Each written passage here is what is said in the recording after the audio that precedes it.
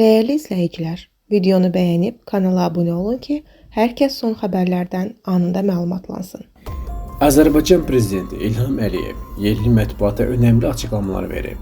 Xəbər verilir ki, Türkiyənin Haber Qlobal kanalı dövlət başçısının mühüm bəyanatlarına diqqət çəkib.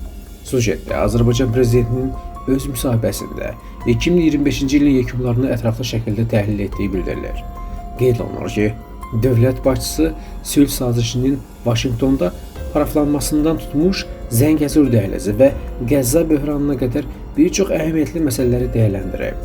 Həmçinin İlham Əliyev Azərbaycanın dünya arenasında hər gün artan nüfuzuna da diqqət çəkib. Prezident Türk dünyasına da çağırış edir. O, Türk Dövlətləri Təşkilatı çərçivəsində əməkdaşlığın daha da dərinləşdirilməsi, bu əməkdaşlığın hərbi müstəvidə inkişafının zərurluyunu vurğulayıb.